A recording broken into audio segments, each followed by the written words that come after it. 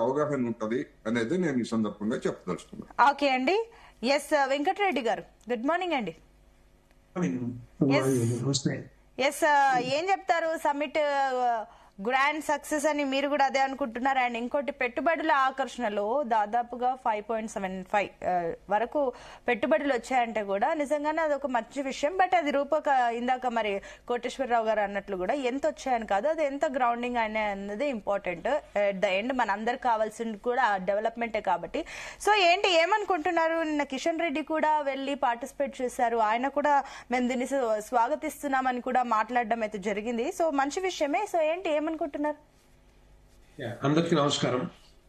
Definite గా global summit ఎక్కడ జరిగినా కూడా రాష్ట్రాల్లో, భారతదేశంలో ఏ రాష్ట్రంలో జరిగినా కూడా కేంద్ర ప్రభుత్వం సపోర్ట్ డెఫినెట్ గా ఉంటుంది. ఎందుకంటే కేంద్ర ప్రభుత్వం, ప్రధానమంత్రి నరేంద్ర మోడీ గారి ఆశయం, ఆకాంక్ష ఒకటి, వికసిత్ భారత్ 2047 కి మనం ప్రపంచంలో నెంబర్ 1 పొజిషన్ ఉండాలనే ఆలోచన మరి ఉంది. కాబట్టి ఏ రాష్ట్రాలు ఏ విధంగా అభివృద్ధి చెందాలనేది వాళ్ళ మీద డిపెండ్ అయి ఉంటుంది. కాబట్టి ఎక్కడ గ్లోబల్ బిజినెస్ సమ్మిట్స్ పెట్టినా కూడా, ఎక్కడ రాష్ట్రాలు ఆకర్షించడంలో, రాష్ట్రాలు అభివృద్ధి చెందడంలో డెఫినెట్ గా కేంద్ర ప్రభుత్వం మద్దతు ఉంటుంది, సపోర్ట్ డెఫినెట్ గా ఉంటుంది. దానికోసమే కేంద్ర ప్రభుత్వం నుంచి మా కేంద్ర మంత్రివర్యులు కిషన్ రెడ్డి గారు అటెండ్ అయ్యారు.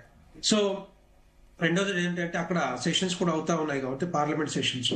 సో రెండోది ఏంటంటే ఒకవేళ ప్రధానమంత్రి గారు రావాలన్నా, లేకపోతే ఇంకొకరు రావాలన్నా కూడా ఒక అడ్వాన్స్ గా ఒక 6 months ముందే అంతా కూడా ప్లానింగ్ చేయాలి. హడావిడిగా 3 నెలల ముందు global Telangana global business summit అనే పేరు మీద మరి పెట్టి హడావిడి చేసేది తప్పితే అది గ్లోబల్ బిజినెస్ సమ్మిట్ లా కనిపించలేదు. నాకు లోకల్ బిజినెస్ సమ్మిట్ లా కనిపించింది. అంటే local business leaders within India వివిధ రాష్ట్రాల నుంచి బిజినెస్ లీడర్స్ ఎవరైతే ఉన్నారో వాళ్ళు వచ్చి మరి 5 లక్షల కోట్ల రూపాయలు పెట్టుబడులు పెడతామని చెప్పి ఎంఓఎల్ కుదుర్చుకున్న చెప్తా ఉన్నారు. ఆ క్లారిటీ రావాల్సిన అవసరం ఉంది. అంటే మీరు చెప్తున్నట్లు ఇది లోకల్ సమ్మిట్, మీరు ఏదైతే అభిప్రాయపడుతున్నారో లోకల్ సమ్మిట్ అయితే, మీరు అన్నట్లు 5 లక్షల కోట్ల ఇన్వెస్ట్మెంట్స్ అనేది పాసిబుల్ అవ్వదు కదా. అదే అంటే నేను అనేది గ్లోబల్ లీడర్స్ ఎక్కడైనా మీకు కనిపించారు అక్కడ? గ్లోబల్ లీడర్స్ ఇప్పుడు ఫర్ ఎగ్జాంపుల్ దావోస్ లెవెల్లో మేము కండక్ట్ చేస్తామని చెప్పారు వీళ్ళు.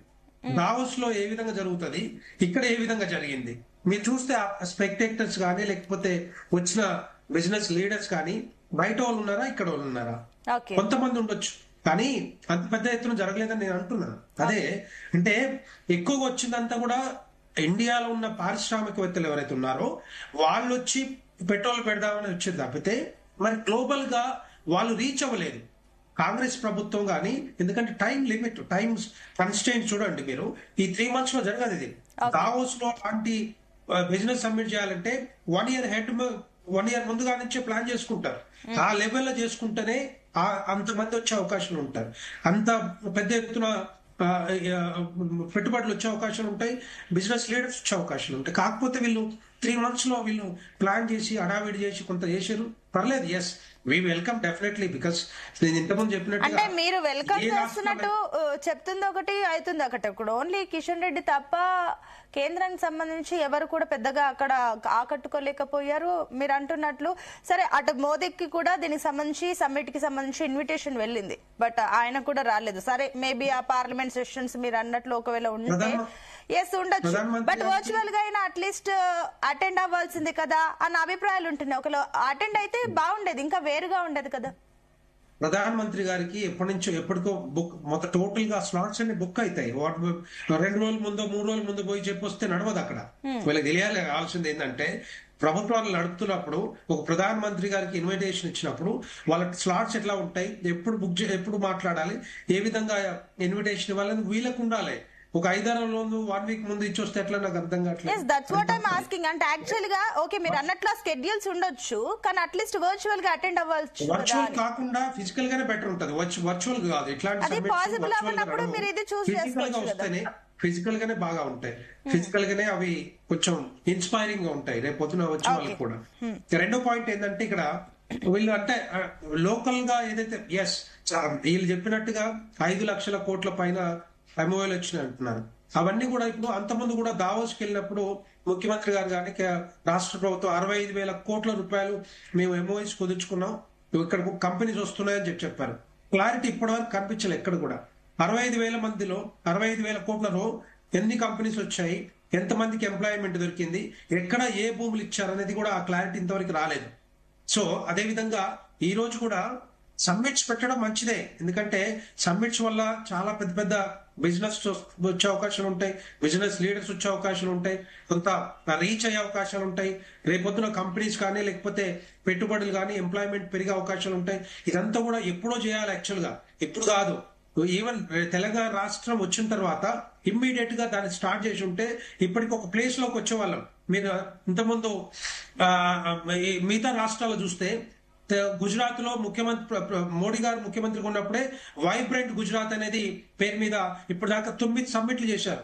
9 సమ్మిట్ల వల్ల డెఫినెట్ గా ఆ డెవలప్మెంట్ కనపడతా ఉంది గుజరాత్ లో. అదే మధ్యప్రదేశ్ లో చేశారు, అదేవిధంగా మహారాష్ట్రలో చేశారు, అస్సాంలో చేశారు, కేరళలో చేశారు, తమిళనాడులో చేశారు, వెస్ట్ బెంగాల్లో కూడా సబ్మిట్ చేశారు. కానీ మనమే లేట్ యాక్చువల్గా. తెలంగాణ రాష్ట్రంలో తెలంగాణ వచ్చిన తర్వాత కేసీఆర్ గారి హయాంలో కూడా దాన్ని పట్టించుకోలేదు. ఎంతసేపు బయట సబ్మిట్లు చేస్తే వీళ్ళు పోయి అక్కడ ఎంఓఎల్ కుదుర్చుకున్నది తప్పితే ఇక్కడ సబ్మిట్ చేయాలన్న ఆలోచన, సబ్మిట్ పెట్టాలన్న ఆలోచన, బిజినెస్ లీడర్స్ పిలవాలన్న ఆలోచన కేసీఆర్ గారు కానీ కేటీఆర్ గారు మరి ఎందుకు రాలేదు నాకు తెలియదు. అక్కడ క్వశ్చన్ మార్క్.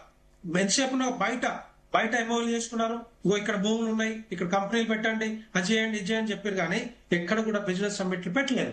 అందుకే మనకి వనరులు ఉన్నాయి, ఏ విధంగా వాటిని ఉపయోగించుకోవాలని ఆలోచన కేసీఆర్ గారి ప్రభుత్వంలో రాలేదు. అలాగే ఈ రోజు డెఫినెట్ గా కాంగ్రెస్ ప్రభుత్వం చేస్తుంది కానీ దాన్ని వెల్కమ్ చేయొచ్చు, కానీ దాన్ని ఇంప్లిమెంటేషన్, ఇప్పుడు ప్రామిసెస్ వచ్చిన తర్వాత పర్ఫార్మెన్స్, ఎగ్జిక్యూషన్ ఇవన్నీ కూడా ఫాలో అప్, మానిటరింగ్ అవి చేయకపోతే ఈ 5 లక్షల కోట్ల 5,000 కోట్లు వచ్చే అవకాశాలు ఉంటాయి. ఎండ్ ఆఫ్ ద డే 5,000 కోట్లు వచ్చే అవకాశాలు ఉంటాయి. అది కాంగ్రెస్ ప్రభుత్వం ఇప్పుడైనా కూడా అన్ని కంపెనీస్ ఎంఓఐస్ మానిటర్ చేసుకుంటూ వాళ్ళకి కావాల్సిన వనరులు కూడా సమకూర్చుకుంటూ ముందుకు పోతే డెఫినెట్ గా వాటిని రియలైజ్ అయ్యే అవకాశాలు ఉంటాయి. లేదు అంటే 5,000 కోట్ల రూపాయలు మాత్రమే పెట్టుబడులు ఇచ్చే అవకాశాలు ఉన్నాయి. ఓకే అండి, yes I will come back to you. Srinivas గారు